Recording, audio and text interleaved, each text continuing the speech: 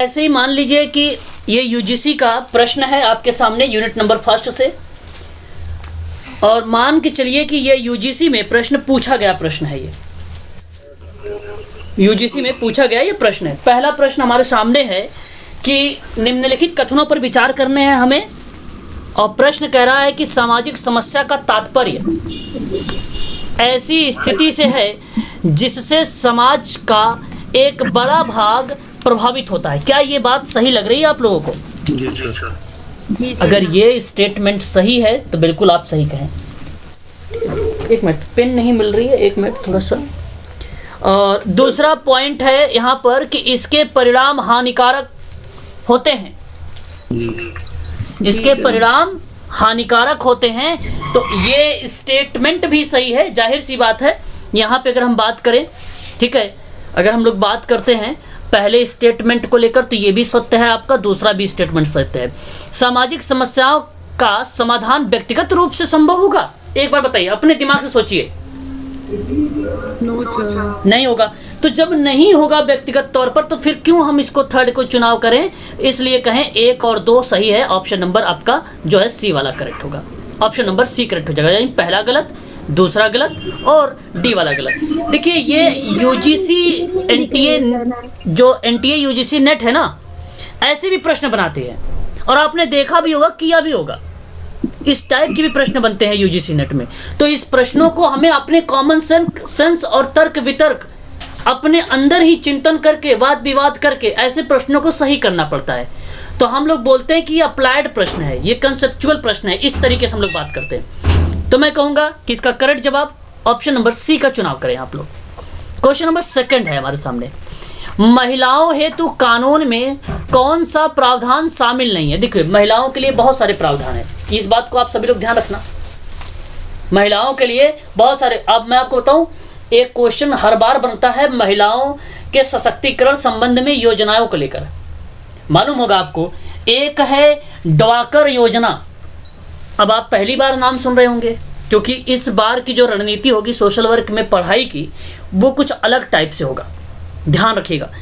आपको बता दूं, आपको जब भी कभी मैं क्लास लूँगा तो आप सभी लोगों को हमेशा लेनी होगी, मेरे क्लास के समय आप सबको सामने कॉपी और पेन दोनों होना चाहिए। तो एक था ड्वाकर योजना, और ये जो ड्वाकर योजना है, स्क्रीन को भी देखते रहिएगा, ये जो ड्वाकर योजना है ये 1982 में आई थी। अब ये 1982 याद कैसे होगा? बहुत सारी महिलाओं सशक्तिकरण को लेकर योजनाएं बनाई गई हैं, महिलाओं हेतु कानून बनाए गए हैं बहुत सारे, कैसे याद होंगे? आपको कहूँगा कि एक कॉपी पर लिखना और उसको चिपका देना दीवार पे, प्रतिदिन उसको देखना, 3 दिन देखो, 4 दिन देखो, ना याद हुआ तो बोलना आप लोग कि सर नहीं याद हुआ। 3-4 दिन देखना, याद हो जाएगा अपने आप। एक था न्यू मॉडल चरखा योजना, नोट करते रहिए। म्यूट हो जाइएगा थोड़ा सा, जब कोई लोग मुझसे कुछ पूछेंगे तो आप लोग अनम्यूट होकर पूछ लेना। न्यू मॉडल चरखा योजना एक था। क्या बात कर रहे हो, स्क्रीन नहीं दिखाई दे रही है? नहीं आ रही सर। ओके, नहीं भाई स्क्रीन तो दिखाई दे रही होगी। नेहा मैडम, हाँ जी सर, नहीं आ रही। स्क्रीन नहीं आ रही है? ओके, हम लोग को तो दिख रही है। देखो भाई, अब मैंने वो कर दिया, रुक जाइए एक बार, फिर से दोबारा से मैं करता हूँ। अब बताइए, दिखाई दे रहा है? हाँ, एक बार देख लीजिए, स्क्रीन आ रही है? जी सर, आ रही है। हाँ, न्यू मॉडल चरखा योजना, नहीं स्क्रीन मैम शेयर है। अगर हम बात करते हैं, एक न्यू मॉडल चरखा योजना था, तो ये था 1987 का, और ये आपको बता दूं ऐसे ही याद होंगे, आप लिख लीजिए कॉपी पर और लिख कर उसको डेली प्रतिदिन जो है देखते रहिए। प्रश्नों से हमें बहुत सारी जानकारियां मिलती है, प्रश्न कोई टफ नहीं होता है, सरल होते हैं। एक आया था, आपको बता दूं, महिला समाख्या योजना था, 1989 का था। समाख्या योजना, महिला समाख्या योजना, ये बेसिकली अगर हम बात करते हैं ना, एक समानता को लेकर था, समानता और सजगता के लिए उचित शिक्षा दिया जाए। ठीक है मैडम, महिला समाख्या योजना जो थी 1989 का, वो महिलाओं को समानता और सजगता हेतु उचित शिक्षा देने की बात की गई थी इस योजना में। ठीक है, याद रखना। और 1989 ठीक है। अच्छा, एक था मातृ एवं शिशु, ये देखो काफ़ी इंपॉर्टेंट है। देखो कुछ कुछ चीज़ें जो है ऑटोमेटिक याद आने लगती है जब ना, तो इसको नोट किया करो। मातृ व शिशु स्वास्थ्य कार्यक्रम था एक, और ये जो कार्यक्रम था ये था 1992 का। अब मालूम होगा, इसमें बताने की जरूरत ही नहीं है कि भाई जाहिर सी बात है, महिला शिशु की बात किया है तो महिला और शिशु को पोषण आहार उपलब्ध कराकर शिशु एवं मातृ मृत्यु दर को रोक लगाने की बात की होगी, जाहिर सी बात है। अपने आप कॉमन सेंस लगा के आप ऐसी क्वेश्चनों की तरफ, उत्तरों की तरफ जा सकते हो। अच्छा, एक था किशोरी बालिका उचित शिक्षा, ये भी मालूम होगा आपको, लिखवा देता हूं, थोड़ा सा याद आ गया है तो नोट कर सकते हैं। बालिका उचित शिक्षा को लेकर बात करता हूं, किशोरी बालिका उचित शिक्षा योजना 1992। और ये मालूम है आपको, ग्रामीण क्षेत्र के जो गरीब परिवार है उनकी बालिकाओं को उचित शिक्षा प्रदान करने की बात की गई थी। ये था राष्ट्रीय मातृत्व लाभ था 1994 का। राष्ट्रीय महिला विकास परियोजना थी 1996 का। राज्य राजेश्वरी बीमा योजना था 1997 का, 1997 का। बालिका समृद्धि योजना की बात करते हैं तो 1997 का, 1997 का। अब बात आती है ड्वाकर योजना। अब मैं आपको बता भी चुका हूं, ड्वाकर योजना 1982 का जो था वो ग्रामीण महिलाओं के लिए था, और एक ड्वाकर योजना थी आपका कक्षा 10वीं तक के शैक्षणिक अनुदान प्रदान करना। दो थी, एक थी 1997 की और एक थी आपकी 1992 की। 1997 वाली किस लिए थी? वो बेसिकली क्लास 10 की जो बच्चे थे उन बच्चों को शिक्षा अनुदान देना था, शिक्षा का अनुदान था। और जो 1992 की थी ना, वो ग्रामीण महिलाओं को रोजगार उपलब्ध करा के स्वास्थ्य और शिक्षा, स्वच्छता, पोषण आहार की देखभाल सेवाएं प्रदान करता था।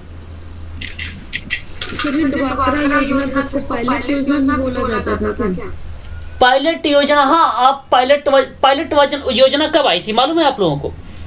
पायलट योजना का नाम अलग है, उद्देश्य को आप मैच कर सकते हैं। पायलट योजना, ठीक है ना, उसकी आप उद्देश्यों को रिलेट कर सकते हैं। हाँ, पायलट योजना बेसिकली अगर हम बात करते हैं, जैसे दिल्ली में जो है, आप लोगों ने सुना भी होगा, आपको पता भी होगा, दिल्ली की अलग अलग इमारतें से में बनी जो सरकारी मंत्रालय थी, उनकी जगह पे नई इमारतें बनाकर मंत्रालय वहीं शिफ्ट कर दिया जाए, है ना। तो इस तरीके से हमें उस चीज़ों में देखने को मिल जाता है पायलट योजना। तो ये चीज़ें जो है वहाँ पे हमें मिलती है, ठीक है। थोड़ी बहुत उद्देश्य आपको जो है पायलट योजना के तहत में हम इसको देख लेते हैं, ठीक है। प्रशिक्षण के संबंध में था, ऐसी नहीं प्रशिक्षण के संबंध में था, प्रशिक्षण के ही संबंध में था वो भी, ठीक है। अब बात आता है झूला घर, ये कानून है इसी के संबंध में, महिलाओं के लिए खतरनाक काम पर प्रतिबंध। अब आपसे पूछा है इसमें कि कौन सा नहीं है, आपको उसी हिसाब से जवाब देना है। क्या आप बता सकते हैं? थोड़ा सा कॉमन सेंस लगाने की कोशिश करिए।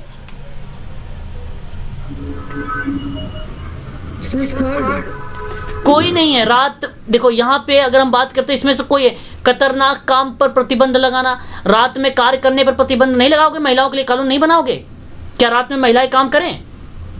कोई नहीं इनमें से है, बताइए मैडम। हाँ, इसमें से देखो, यही मैं कह रहा हूँ, आप लोग को बस सिर्फ कॉमन सेंस का प्रयोग करना है। अब देखो, अगर नहीं आ रहा था तो महिलाओं हेतु कानून सोचिए। झूला घर तो भाई जाहिर सी बात है ये नहीं है। खतरनाक काम तो नहीं लगाना होगा, ये तो जाहिर सी बात है। रात में तो कार्य पर प्रतिबंध नहीं लगाना, ये भी जाहिर सी बात है। तो बहुत सिंपल सवाल था, इजी सवाल था, आपको ऐसे ही करने होते हैं सवाल। अच्छा, क्वेश्चन नंबर 3 देखो, मान के चलिए ये 2022 में आने वाला है जी। झूला घर, ओके।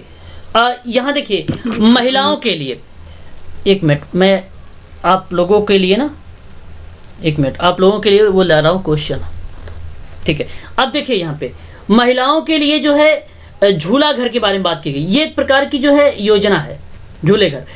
अब यह योजना में क्या चीज़ें हो सकती है, क्या कानून थी? बेसिकली मैं बताऊँ, ये सुरक्षा प्रोवाइड करती थी महिलाओं को, ठीक है। क्या करती थी? सुरक्षा से उनको सुरक्षा देती थी। अब्यूजिंग शब्द, जैसे अगर हम बात करते हैं घरेलू हिंसा अधिनियम को, तो अब्यूजिंग शब्द हो गया, उसमें इन्वॉल्व किया गया महिलाओं के जो है शोषित ना किया जाए। तो ये एक प्रकार का पार्ट है झूला घर का महिलाओं के लिए, ठीक है। और महिलाओं के सशक्तिकरण की बात करता था झूला घर योजना, महिलाओं के लिए मदद करता था योजनाएं, महिलाओं के खिलाफ जो हिंसा होती थी उसके प्रति वो रोकता था झूला घर के योजना। ये था झूला घर में खतरनाक कार्य ये थे। बाकी यहाँ पे अगर हम कहें कि कानून के संबंध में ये कोई कानून और अधिनियम नहीं जोड़ा है, ठीक है। बशर्ते बच्चे समझ गए होंगे यार केवल पहला होना चाहिए क्योंकि झूला घर है, तो या तो पहला होना चाहिए या तो फिर तो 3 तो होना ही नहीं चाहिए। लेकिन यहाँ पे आपका ना तो पहला है, ना ही दूसरा है, ना ही तीसरा है, इसमें से कोई नहीं है। ऑप्शन नंबर डी सही रहेगा। अच्छा आप बताइए क्वेश्चन नंबर 3 है, अपराध और बाल अपराध में मुख्य अंतर क्या हो सकता है? एक बार जरा कंफर्म करिए। अच्छा प्रश्न है कि नहीं, बताइए, कंफर्म करिए।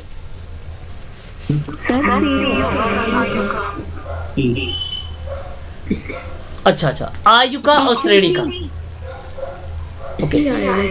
ओके, अपराध किसे कहते हैं? किसी को मालूम है किसे कहते हैं? कोई बता सकता है मुझे अपराध किसे कहते हैं? संविधान का उल्लंघन करता है। वेरी गुड, शाबाश। मतलब दोषी व्यक्ति को कानून द्वारा निर्धारित फिर उसे दंड दिया जाएगा, है कि नहीं? एक तो बात ये सत्य है कि एक ऐसी क्रिया में या ऐसी क्रिया में त्रुटि होती है जिसके लिए दोषी व्यक्ति को कानून द्वारा निर्धारित दंड दिया जाएगा। अर्थात अपराध कानूनी नियम और कानूनों के उल्लंघन करने की नकारात्मक प्रक्रिया है जिससे समाज के तत्वों का विनाश होता है, वो अपराध को रिप्रेजेंट करता है। वहीं अगर हम बात करते हैं बाल अपराध, तो बाल अपराध किस चीज को रिप्रेजेंट करता है? आप सभी को भली भांति तरीके से पता होगा कि जब किसी बच्चे द्वारा कोई कानून विरोधी या समाज विरोधी कार्य किया जाता है तो उसे किशोर अपराध या बाल अपराध कहते हैं। और ये बाल अपराध, एक आपको मालूम होगा बाल न्याय अधिनियम मालूम है कब आया था? देखिए एक चीज और निकल के आया, बाल न्याय अधिनियम आया था 1986 का, ये संशोधित हुआ 2006 में। और उस समय 16 वर्ष, किसकी 16 वर्ष थी? बॉयज की थी, और 18 वर्ष गर्ल्स की थी। याद करिए, अगर मान लीजिए कोई अपराध करेंगे तो इनको बाल अपराध की श्रेणी में रखा जाएगा। ना ही आयु का होता है ना ही श्रेणी का होता है। क्या मान के चलिए अपराध में, अपराध जब मैंने बोल दिया इसमें, तो 16 वर्ष का बच्चा भी तो कर सकता है। तो बताओ 16 वर्ष की बच्चा जब खुद कानून में है तो क्या हम उसे श्रेणी में रखेंगे? ना, कंफर्म ही नहीं है सवाल। मुख्य अंतर इसमें से कुछ है ही नहीं है। पहली बात, मुख्यतः अंतर क्या हो सकता है भाई? बाल अपराध आपको तो पता हो गया ना कि जब किसी बच्चे द्वारा कोई कानून विरोधी या समाज विरोधी कार्य होता है तो उसे बाल अपराध कहते हैं। 16 वर्ष तक की आयु तो कानून में लिखा हुआ है कि बाल न्याय अधिनियम में लिखा हुआ, 1986 वाला जो संशोधन 2000 में हुआ था उसमें लिखा हुआ है कि नहीं? और अपराध तो किसी व्यक्ति के खिलाफ आपराधिक अपराध होते हैं जो किसी व्यक्ति के शरीर या मानसिक संकायों के खिलाफ होते हैं, संपत्ति के खिलाफ हो सकता है। ये होना चाहिए था ऑप्शन में। वैधानिक अपराध होना चाहिए था ऑप्शन में। वित्तीय और अन्य आपराधिक अपराध होना चाहिए था ऑप्शन में। गैर जमानती अपराध होना चाहिए, संज्ञेय अपराध होना चाहिए, ये लिखना चाहिए था उसे। तब हम बताते कि ये मुख्य अपराध का अंतर ये है। यहाँ तो कोई अंतर ही नहीं है, इनमें से कोई नहीं। ऑप्शन नंबर डी का चुनाव करें। क्वेश्चन नंबर 3, एक मिनट, 3 इनमें से कोई नहीं होगा। नहीं, कोई नहीं ना छोड़कर आप 3 पर जाइए। 3 वाले में इस पे जाइए, आयु का। अपराध और बाल अपराध में मुख्य अंतर जो होना है आयु का होगा, आयु का ही होगा। आयु क्यों? क्योंकि अब बाल अपराध में तो डिसाइड कर दिया गया ना आयु को, 16 वर्ष और 18 वर्ष। अपराध में तो थोड़ी दर्शाया गया है, इसलिए आयु का। ठीक है, ऑप्शन नंबर पहला सही है, करेक्ट पहला है, पहला करेक्ट हो जाएगा। ठीक है, पहला वाला करेक्ट हो जाएगा। क्वेश्चन नंबर 4, अपराध और बाल अपराध के समान तत्व क्या हैं? बताइए। ये सभी है। हाँ, कानून का उल्लंघन भी होगा। सभी होगा। हाँ, न्यायालय द्वारा वैधानिक कार्यवाही का प्रावधान होगा, समाज व व्यक्तिगत हानि होगी, ऑप्शन नंबर डी होगा। सही है ये। बाल न्यायालयों के संबंध में असत्य कथनों पर विचार कीजिए जरा। असत्य कथन क्या है?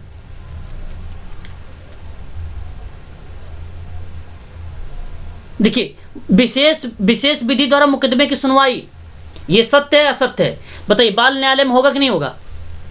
विशेष विधि द्वारा मुकदमे की सुनवाई होगी ना? होगी, बिल्कुल होगी, सत्य है ये। सत्य है सर। हाँ, न्यायाधीशों के मार्गदर्शक, ध्यान सुनिएगा, मित्र तथा दार्शनिक की भूमिका अदा करने की आशा, क्या ये बाल न्यायालय के संबंध में कथन सत्य है असत्य है? नहीं समझ में आया होगा शायद। अच्छा, देखो, बाल न्यायालय के संबंध में न्यायाधीश के मार्गदर्शक मतलब था गाइडेंस, काउंसलिंग, मंत्रणा, मित्र तथा दार्शनिक की भूमिका अदा करने की आशा होती है, इसलिए सत्य है। लेकिन पुलिस रिपोर्ट के आधार पर बालकों को दंड दिया जाता है, क्या ये बात सत्य है? सत्य है। हाँ, बस ऐसे ही प्रश्न यूजीसी में करना होता है। ये आपका गलत हो जाएगा, ऑप्शन नंबर पहला वाला सही हो जाएगा यहाँ पे। केवल आप प्रश्न को पढ़ें अच्छे से, ना आए तो बोलना, डेफिनेटली आएगा। अच्छा, एक और प्रश्न देखिए आपके सामने है, क्वेश्चन नंबर 6 है। कह रहा है कि आपसे कह रहा है कि बालवाड़ी, क्या है? बालवाड़ी पोषाहार प्रारंभ हुआ, बताइए कब प्रारंभ हुआ? 1970 में हुआ था। 1970 में हुआ था। ओके, और भी कोई सज्जन? बस चलो मैं बताता हूँ। अब आपको यहाँ पे 2-3 फैक्ट देखो। एक तो ये बालवाड़ी पोषाहार प्रारंभ हुआ, सही बताया, 1970 में। और बताया आपको भारत सरकार से शुरू किया है। किसने शुरू किया है? भारत सरकार ने। अच्छा, दूसरी बात मालूम है आपको, ये एक स्वास्थ्य देखभाल और शिक्षा कार्यक्रम है जो ग्रामीण क्षेत्रों में 3 से 6 वर्ष, कभी कभी प्रश्न पूछ लेता वर्ष कितने बच्चे आएंगे इसमें, 3 से 6 वर्ष बच्चों के, 3 से 6 वर्ष के आयु वर्ग के बच्चों को बालवाड़ी में पूरक आहार प्रदान करा जाएगा। ठीक है। और आपको बता दूं कि 1970 में समाज कल्याण विभाग भारत सरकार के तहत इसको शुरू किया गया था और इस कानून को लागू करने के लिए भारतीय बाल कल्याण परिषद सहित 4 राष्ट्रीय स्तर पर या 4 राष्ट्रीय स्तर के संगठनों का अनुदान भी दिया जाता है। और भोजन पूरक के लिए प्रतिदिन प्रति बच्चा 300 कैलोरी ऊर्जा, प्रश्न पूछता है कितने कैलोरी ऊर्जा बताइए? कैलोरी, 300 कैलोरी ऊर्जा। ठीक है, कैलोरी ऊर्जा। प्रोटीन कितना बताएं? प्रोटीन कितना? म्यूट हो जाइए। 10 ग्राम प्रोटीन, 10 ग्राम प्रोटीन। और एक बात और, समेकित बाल विकास सेवा कार्यक्रम के क्रियान्वयन के कारण बालवाड़ी को चरणबद्ध तरीके से हटाया जा रहा है इसको। और इसके बाद बता दूं मैं, ये जो इंटीग्रेटेड चाइल्ड डेवलपमेंट स्कीम है ICDS जो है, ये अब पूरी भूमिका उठाएगी। और ICDS 2 अक्टूबर 1975 को, 2 अक्टूबर 1975 को, क्या नाम है? ICDS। ठीक है, एकीकृत बाल विकास योजना, जो 6 साल के कम उम्र के बच्चे होंगे और उनकी माताओं को पोषण भोजन, पूर्व स्कूली शिक्षा, प्राथमिक स्वास्थ्य देखभाल, टीकाकरण, स्वास्थ्य जांच, रेफरल सेवाएं प्रदान की जाएगी।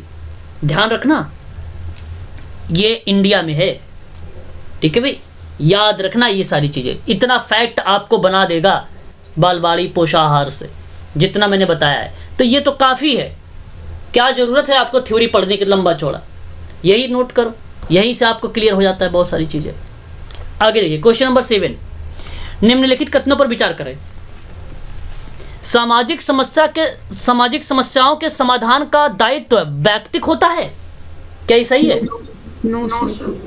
क्वेश्चन नंबर 7 का ये जवाब आपका सामाजिक समस्याओं के समाधान का दायित्व व्यक्तिक होता, गलत। इंडिविजुअल होगा ही नहीं, क्या व्यक्तिक हो सकता है भाई? कुछ नहीं होगा, गलत। सभी सामाजिक समस्याएं एक दूसरे से अंतर संबंध होते हैं, बिल्कुल होते हैं। ये सही मानोगे? हाँ ये सही है, तो केवल ऑप्शन नंबर सी करेक्ट हो जाएगा यहाँ पे। ऐसे प्रश्न को पढ़कर आपको जवाब देना होता है। क्वेश्चन नंबर 8 देखिए, निम्नलिखित कथनों पर विचार करो कि सामाजिक समस्या एक ऐसी कष्टप्रद दशा है जो व्यक्ति और समाज दोनों के विकास में बाधक है। अच्छा, व्यक्ति और समाज दोनों परस्पर हैं, ये कौन बताएगा? ये किस विद्वान ने कहा है, बताएं? व्यक्ति और समाज दोनों अन्योन्यश्रित हैं, ये प्रश्न पूछा गया है। अरे कितनी बार बोलूं मैं? मैरी रिचमंड का नाम अगर आता है केवल इस तरीके से, अगर उसकी विशेषताओं समाज कार्य की पूछेगा तो हैमिल्टन का नाम आएगा। आयोग ने हैमिल्टन माना है MPPSC में, याद रखेंगे। और एक और सवाल, समग्र जनसंख्या का एक छोटा प्रतिनिधित्व प्रतिचयन कहलाता है, यह परिभाषा किसने लिखा है? गुड्डे एंड हार्टन, वेरी गुड, शाबाश। तो याद रखिएगा आप सभी लोग, ऐसे प्रश्नों को भी आप लोगों को देखने को मिल सकते हैं। क्वेश्चन नंबर 8 का जो पहला एलिगेशन है, स्टेटमेंट है, ये सही है। अच्छा, सामाजिक समस्या वह है जिसके प्रति समूह और जनता में जागरूकता पाई जाती है, बताइए क्या सही है? कैसे भाई? जिसके प्रति समूह और जनता में जागरूकता पाई जाती है, सामाजिक समस्या वो होती है जिसके प्रति समूह व जनता में जागरूकता पाई जाती है। हाँ सही है।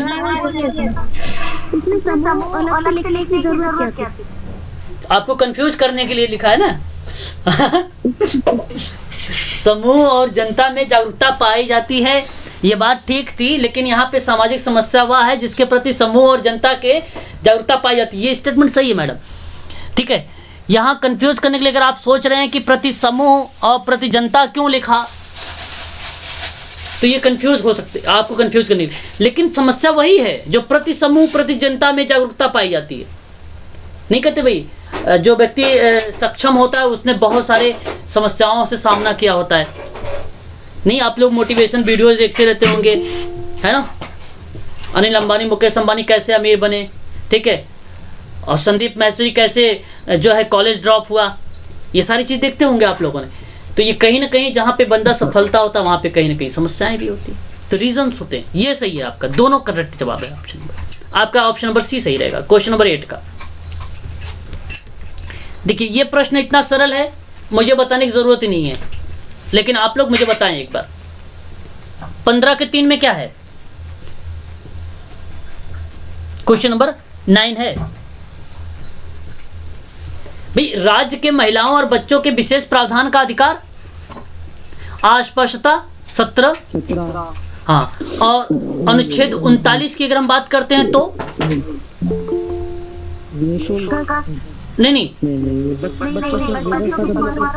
हाँ, बच्चों के सुकुमार, हाँ, रोक, ये, और 45 ये तो मालूम है आपको, हाँ। तो ऑप्शन आप देख लीजिए, ऑप्शन नंबर कौन सा सही गया? ए है ये बी है, ये सी ऑप्शन है, ये डी है।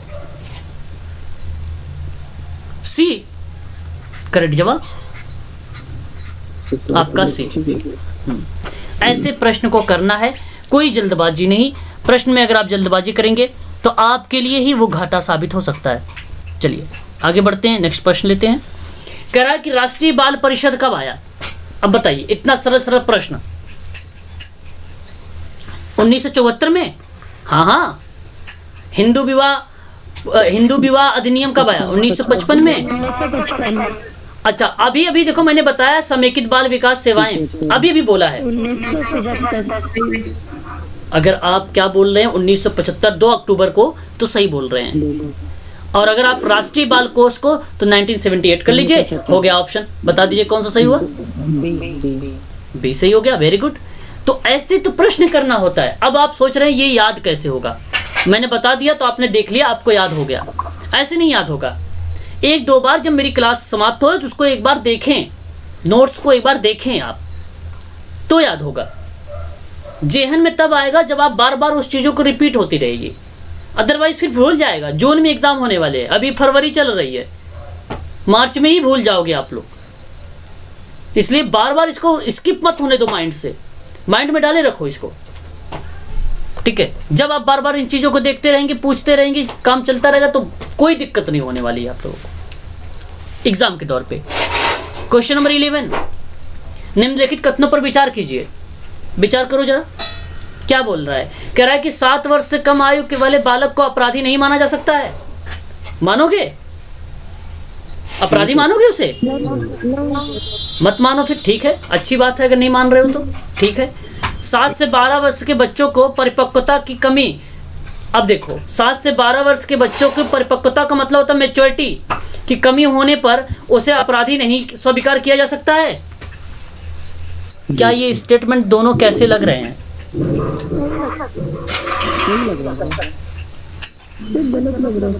ये देखो यहाँ पे सही कह रहा है, 7 वर्ष से कम आयु के बालकों को अपराधी नहीं माना जा सकता है।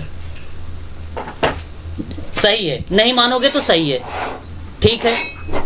7 से 12 वर्ष के बच्चों को परिपक्वता की कमी होने पर उसे अपराधी नहीं माना जा सकता, स्वीकार, तो दोनों तो सही है। सर एक डिफरेंस में 7 से नहीं होगा ना, 16 वर्ष तक होगा।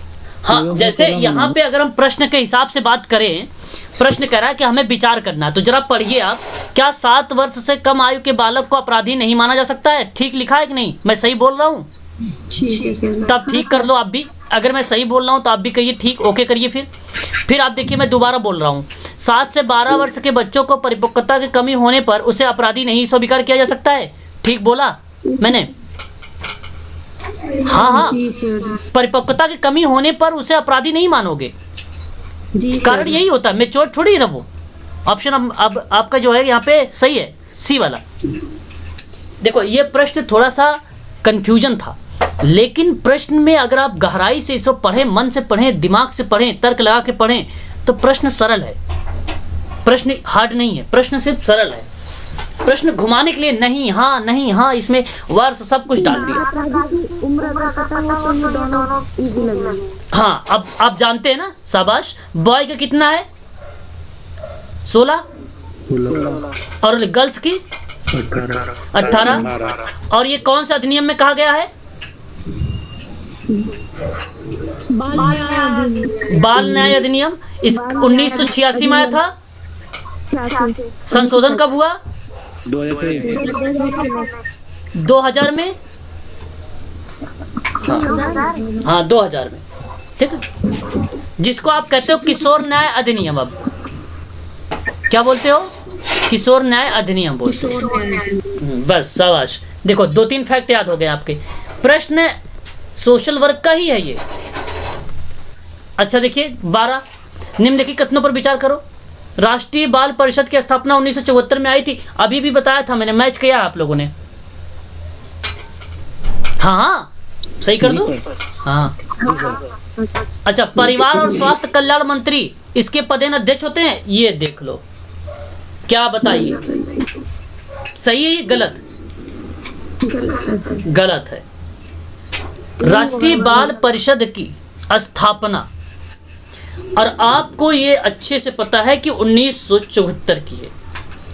और मैं आपको बता दूं, राष्ट्रीय बाल परिषद जो है ये बिल्कुल आपको नहीं कहती कि प्रधानमंत्री जो यहाँ पे कल्याण मंत्री है उसका पदेन अध्यक्ष होगा। ये आपका गलत जवाब हो जाएगा यहाँ पर। आप सभी लोग इसको ध्यान रखिएगा। अच्छा, आपको मालूम है एक भारतीय बाल परिषद है। कितने लोग जानते हो भारतीय बाल परिषद? कितने लोग जानते हो भारतीय बाल परिषद कब आया था? देखिए एक प्रश्न मिला है मुझे। और भारतीय बाल परिषद 1957 में। कब? 1957 में आया था। नोट कर लीजिए, 1957 में भारतीय बाल परिषद, भारतीय बाल परिषद, ठीक है, भूलना मत। चलिए, ये जो सेकंड ऑप्शन है ये परिवार और स्वास्थ्य मंत्रालय का है, और ये जो पहला वाला है ये महिला बाल विकास मंत्रालय का आएगा इसका ना। देखिए पहला वाला है राष्ट्रीय बाल परिषद वो की गई। क्या भी बताता नहीं। अब पूछ रहा है परिवार और कल्याण देखो मेरी बात सुनो आप एक बार। परिवार और स्वास्थ्य कल्याण मंत्री यहाँ पे पूछा है, परिवार एवं स्वास्थ्य एवं परिवार कल्याण मंत्री के बारे में। और मैं आपको बता दूं अभी हाल ही में इसके जो राज्य मंत्री चुने गए हैं वो भारती प्रवीण पवार हैं, जो स्वास्थ्य और परिवार कल्याण राज्य मंत्री है।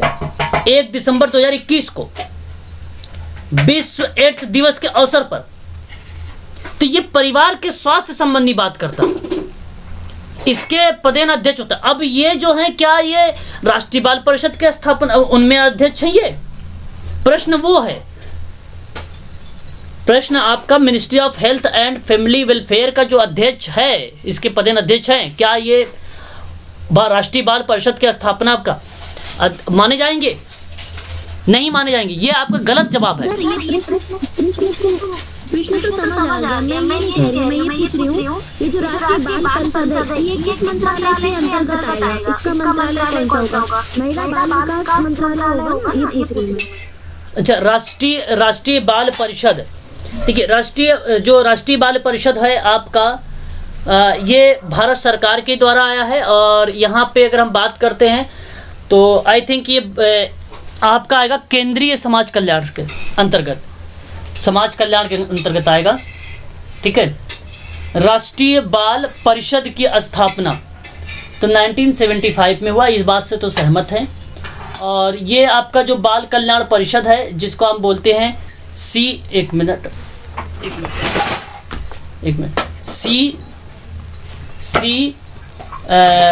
IC और CW, ठीक है। तो ये बेसिकली भारतीय जो बाल कल्याण परिषद है उसके अकॉर्डिंग आएगा। ये भारतीय बाल कल्याण परिषद जो है उसके अकॉर्डिंग आएगा ये, ठीक है मैडम। भारतीय बाल कल्याण परिषद के अकॉर्डिंग ही आएगा, और जिसकी स्थापना 1957 में की गई थी, भारतीय बाल परिषद की, ठीक है, 1957 में की गई थी। 6 से 18 वर्ष तक के आयु के बच्चों को इसमें जोड़ा गया था, ठीक है। इसी में राष्ट्रीय वीरता पुरस्कार, ठीक है, प्रोवाइड किया गया था। इसी में 2014 में भी राष्ट्रीय वीरता पुरस्कार दिया गया था, 2015 में भी दिया गया था, ठीक है। ये चीज़ आती है। पुरस्कार वगैरह छोड़ दीजिए, यहाँ पे आप लगाइए केवल एक, ऑप्शन नंबर ए पहला सही हो जाएगा आपका, ऑप्शन नंबर पहला सही हो जाएगा आपका। अच्छा, ये क्वेश्चन जरा देखिए आप लोग, क्वेश्चन नंबर 13, राष्ट्रीय शैक्षिक अनुसंधान एवं प्रशिक्षण परिषद किससे मैच करेगा? बताएं। 1961, एनसीईआरटी, एनसीईआरटी, जी सर, 1961। हाँ। और केंद्रीय विद्यालय संगठन 1962। ठीक है। और राष्ट्रीय साक्षरता मिशन 1988। ओके। नवोदय विद्यालय 1986। ठीक है। सही जवाब ऑप्शन बताइए। बी करेक्ट जवाब।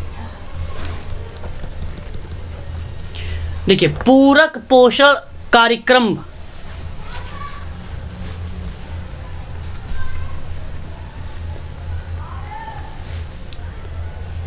उन्नीस 1986 में प्रारंभ हुआ। 1986। बालवाड़ी पोषाहार कार्यक्रम 1970। हाँ। और विश्व खाद्य कार्यक्रम ये उसका सेकंड होगा, बच्चों और गर्भवती महिलाओं को खाद्य। हाँ। और विशेष पोषाहार कार्यक्रम मलिन बस्तियों के लिए पिछड़े क्षेत्रों में हेतु, ऑप्शन नंबर बी, ठीक, बी सही। अच्छा, केंद्रीय विद्यालय संगठन में 8वीं क्लास कक्षा के बाद निशुल्क शिक्षा की व्यवस्था की गई है? बताइए, क्या 8वीं कक्षा के बाद है निशुल्क केंद्रीय केबीएस? गलत कर दो। अच्छा, 1986 में 1972 की शिक्षा नीति में सुधार करके नई शिक्षा नीति की घोषणा की गई है। 1906 देखो क्या बता रहे हो आप? हाँ, जो है नई शिक्षा नीति, देखिए एक चीज आप ध्यान रखिएगा, जो नई शिक्षा नीति है 1986 में आई थी, उसका 1972 में शिक्षा नीति का सुधार करके नई शिक्षा नीति की घोषणा नहीं की गई। गलत जवाब है ये, नई शिक्षा नीति। ठीक है, ये आपका गलत जवाब हो जाएगा यहाँ पे। हाँ। अच्छा, 1986 की थी नई शिक्षा नीति, आपको अच्छे से मालूम होगा, राष्ट्रीय शिक्षा नीति। तो उस समय एक कस्तूरी रंजन की अध्यक्षता थी। अभी शायद ये यूजीसी में पूछा भी गया है 2021 में। कस्तूरी रंजन की अध्यक्षता में वाली समिति की रिपोर्ट पर आधारित थी ये। एक पॉइंट नोट करिएगा, किस पे आधारित थी जी? जो नई शिक्षा नीति 2020 में है ना? नहीं, अभी आप 86 की बात मैं कर रहा हूँ, 86 वाली भी। तो वो 1986 में जारी हुई जो नई शिक्षा नीति थी, बाद में भारत सरकार ने शिक्षा नीति में पहला नया परिवर्तन किया था। तो इसमें कस्तूरी रंजन की अध्यक्षता वाली समिति के रिपोर्ट पर आधारित थी ये। ठीक है, उसकी रिपोर्ट पर आधारित थी। अच्छा, अब ये जो 1986, हाँ 2021 वाली जो थी वो कस्तूरी रंजन की थी। जो 1986 की थी, 1986 की, वो राधा कृष्णन की थी। किसकी थी वो? राधा कृष्णन, डॉक्टर राधा कृष्णन।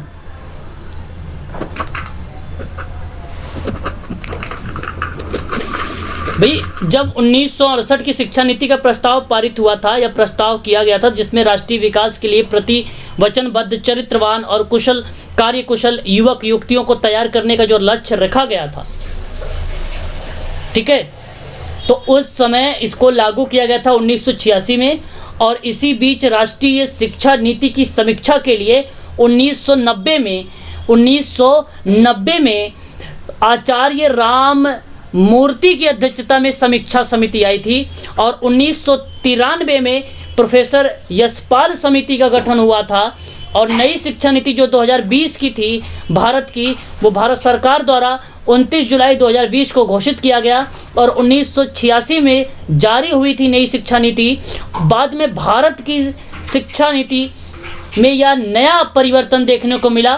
तो यहाँ पर एक अंतरिक्ष वैज्ञानिक थे जिनका नाम है के कस्तूरी रंजन की अध्यक्षता वाली समिति पर रिपोर्ट ये आधारित थी। तो आप यहाँ से दो बातें नोट करिएगा, 2021 का और 1986, 1990 और आपका 1993। बस इतनी बात ध्यान रखिएगा। 90 में आचार्य राम मूर्ति की अध्यक्षता की समीक्षा थी। 93 में प्रोफेसर यशपाल समिति थी। ठीक है, याद रखिएगा, ये इम्पोर्टेंट चीज़ हैं, है ना। चलो आगे बढ़िए। हाँ, तो 1993 में कौन सा? 1993 में आपका आता है प्रोफेसर यशपाल। प्रोफेसर यशपाल। अंक 90 का भी बता दीजिए कौन? आचार्य राम मूर्ति।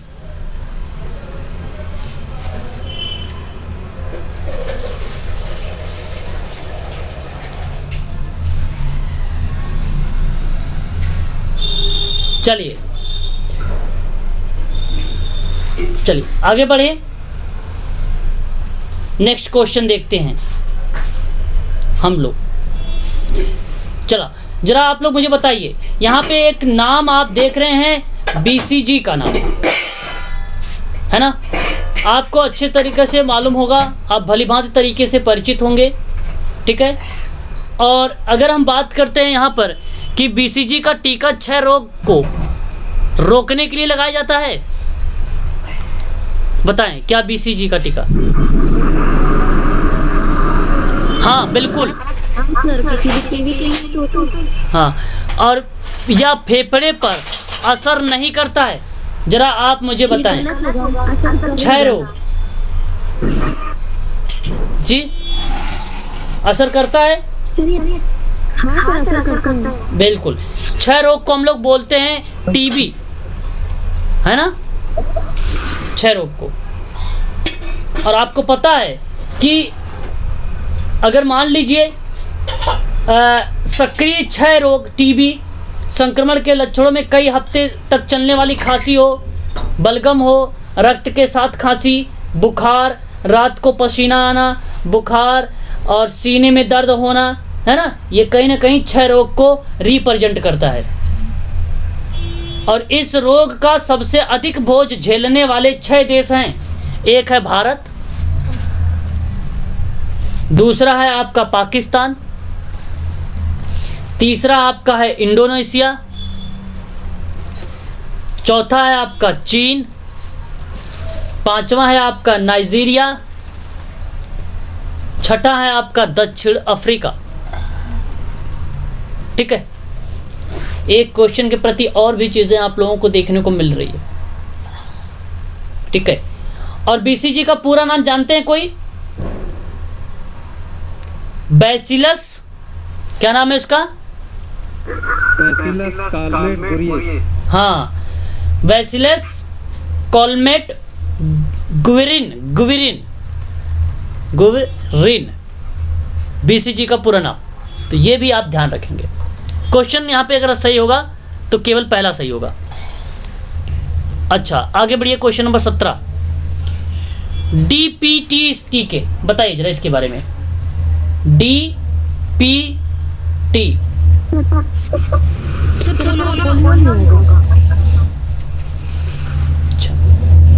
ये एक प्रकार से अगर हम बात करते हैं डिप्थीरिया, टेटनस और पोलियोमाइलाइटिस, इसका पूरा नाम है।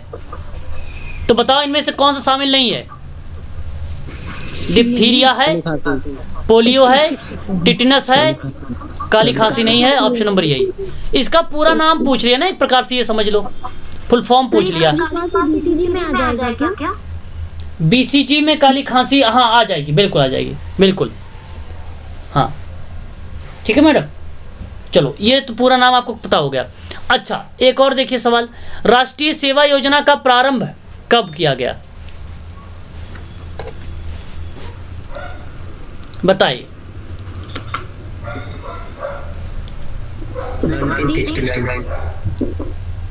राष्ट्रीय सेवा योजना का प्रारंभ, ओके, नहीं, हाँ ये आपका सही रहेगा, पहला वाला ऑप्शन। ध्यान रखिएगा, 24 सितंबर 1969 को इसकी स्थापना हुई थी। और इस संगठन की स्थापना की बात आज़ादी से पहले से राष्ट्रपिता महात्मा गांधी के समय से चल रही थी ये। और ये बेसिकली साक्षरता संबंधी कार्य करती थी, पर्यावरण सुधार सुरक्षा की काम करती थी, स्वास्थ्य और सफाई, आपातकालीन प्राकृतिक आपदा के समय पीड़ित लोगों की सहायता करती थी ये। इसलिए इसे भी आप ध्यान रखेंगे। ऑप्शन नंबर पहला सही रहेगा यहाँ पे। ठीक है, बहुत बढ़िया। अच्छा, नेक्स्ट क्वेश्चन देखिए, स्काउटिंग व गाइड कार्यक्रम संबंधित है, बताइए किससे? युवा कल्याण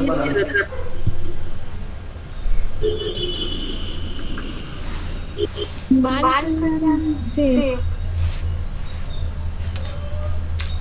ओके, बाल कल्याण से, वेरी गुड।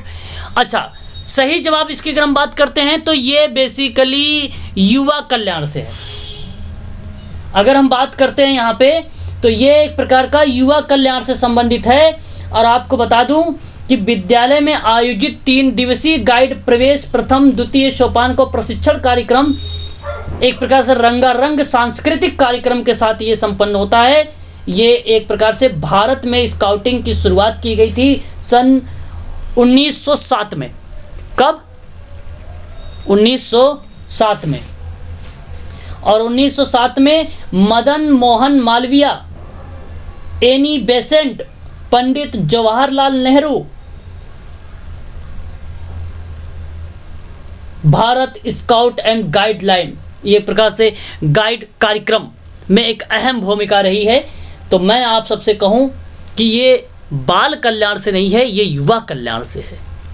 ऑप्शन नंबर पहला सही रहेगा केवल, ठीक है, पहला सही रहेगा। देखिए कितना इंपॉर्टेंट क्वेश्चंस एक प्रकार से फैक्ट पे आधारित है। एक लास्ट प्रश्न आज का ले लीजिए आप लोग। राष्ट्रीय युवा सप्ताह आयोजित किया जाता है, बताइए जरा एक बार आप लोग। राष्ट्रीय युवा सप्ताह आयोजित किया जाता है 12 जनवरी से। सी सर।